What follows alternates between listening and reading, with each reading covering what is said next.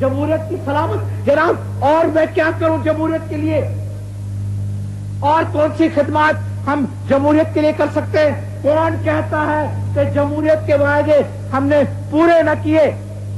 جمہوریت کے علاوہ آپ کو معلوم ہے کہ ہم نے کہا تھا کہ اسلامی نظام، تو دستور کو آپ دیکھیں، ہر جماعت، ہر سیاسی جماعت جس کی اسمبلی میں رکنیت ہے، انہوں نے سب نے کہا ہے، سب نے قبول کیا، سب نے دستخط کر کے کہا کہ یہ دستور جو ہے اسلامی دستور ہے.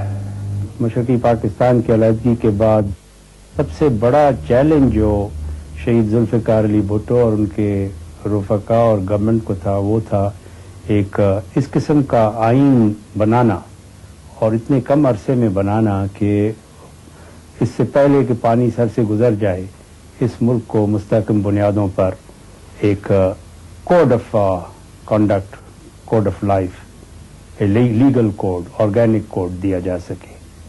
تو یہ چیلنج انہوں نے قبول کیا اور بڑے ہی مشکل اور سنگین حالات میں کیا.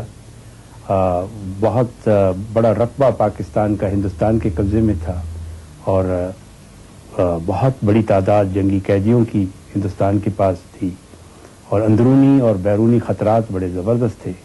ان حالات میں سمجھتا ہوں کہ تاریخ میں اس بات کی مثال نہیں ملے گی کہ اتنے کم عرصے میں، ایک 1.5 سال کے عرصے میں انہوں نے 2 آئین ملک کو دیے.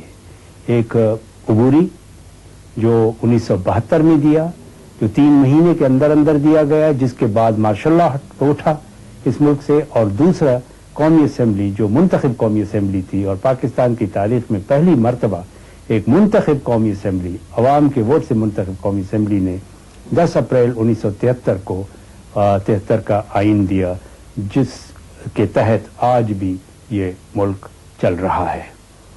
14 اگست 1973 کو جناب بھٹو نے نئے آئین کے تحت پاکستان کے پہلے منتخب وزیر اعظم کے عہدے کا حلف اٹھایا. جناب بھٹو مسلم امہ کے ایک اہم لیڈر تھے. آپ نے ملک میں اسلام کو فروغ دینے اور برادر اسلامی ممالک کو قریب لانے کے لیے بھی کارہائے نمایاں انجام دیے. مارچ 1972 میں ملک کی تاریخ میں پہلی بار وزارت مذہبی امور قائم کی گئی. 1973 کے آئین میں پہلی بار ملک کا سرکاری مذہب اسلام قرار دیا گیا. اگلے برس ایک ترمیم کے ذریعے مسلمان کی تعریف کو آئین کا حصہ بنایا گیا. 3 جولائی 1973 کو غلطیوں سے پاک قرآن مجید کی اشاعت سے متعلق ایک قانون منظور کیا گیا. 1973 کی عرب اسرائیل جنگ میں جناب بھٹو نے مصر اور شام کو بڑے پیمانے پر امداد دی. جناب بھٹو نے بیرونی دباؤ کے باوجود 1974 میں 22 سے 24 فروری تک لاہور میں دوسری اسلامی سربراہ کانفرنس منعقد کی.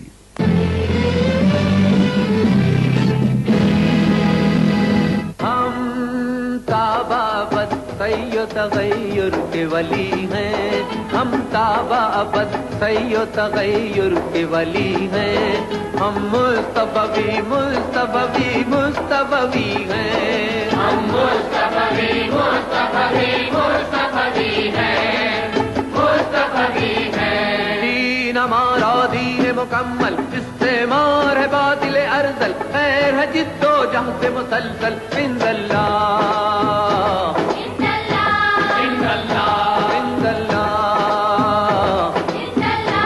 عند اللہ. اللہ اکبر اللہ اکبر اللہ اکبر اللہ اکبر. اس کانفرنس میں 37 برادر اسلامی ممالک کے رہنما شریک ہوئے. اس کانفرنس کی میزبانی کی وجہ سے پاکستان مسلم دنیا سے بہت قریب ہو گیا. خصوصاً مصر اور لیبیا سے پاکستان کی دوستی میں اضافہ ہوا. تنظیم آزادی فلسطین کو فلسطین کی واحد نمائندہ تنظیم تسلیم کیا گیا. From its birth, from its inception, Islam has faced one challenge after another. Yes, there have been setbacks. There have been terrible setbacks. But having faith in Almighty Allah and being guided by His wisdom and by his holy scriptures, we can never lose confidence in ourselves, in our cause, and in our future.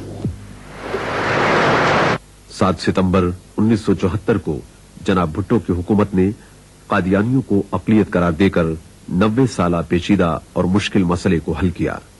माजी में जज्बाती अंदाज अपनाने की वजह से इस मसले की वजह से हजारों बेगुनाह अफराद जाँ बहक हुए। उसी रोज जनाब भुट्टो ने कौमी असेंबली से खिताब करते हुए कहा, यह फैसला पाकिस्तान के मुसलमानों के इरादे, ख्वाहिशात और उनके जज्बात की अक्कासी करता है। मैं ये नहीं चाहता कि फकत हुकूमत ही इस फैसले की तहसीन की मुस्तहिक करार पाए, और न ही मैं ये चाहता हूं कि कोई एक फर्द इस फैसले की तारीफ व तहसीन का हकदार बने। मेरा कहना यह है कि यह मुश्किल फैसला, बल्कि मेरी नाचीज राय में कई पहलुओं से बहुत ही मुश्किल फैसला जमहूरी इदारों और जमहूरी हुकूमत के बगैर नहीं किया जा सकता था। जनाब भुट्टो के अहद में पाकिस्तान को पूरी मुस्लिम उम्मत से जितनी ज्यादा कुर्बत हासिल रही वो किसी और दौर में देखने में नहीं आई। उन्होंने खलीजी रियासतों सऊदी अरब, मिस्र और लीबिया से गहरे ताल्लुकात कायम किए। सऊदी अरब और लीबिया ने पाकिस्तान को इक्तसादी इमदाद दी। 1976 में सऊदी अरब के फरमारवा शाह खालिद मरहूम पाकिस्तान के दौरे पर तशरीफ लाए।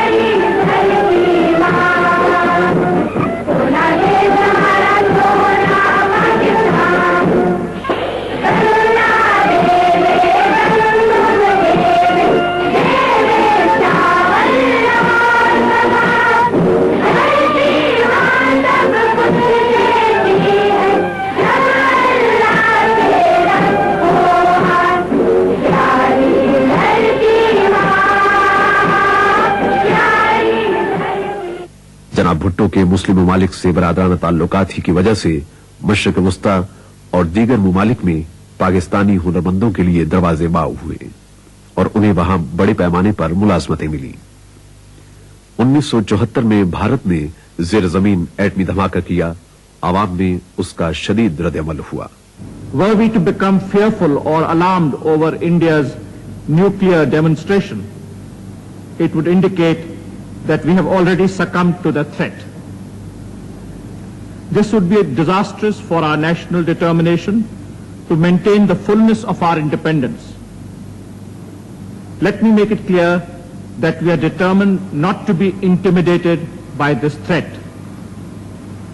I give a solemn pledge to all my countrymen that we will never let Pakistan be a victim of nuclear blackmail. This means not only that we will never surrender our rights or claims because of India's nuclear status, but also that we will not be deflected from our policies by this fateful development.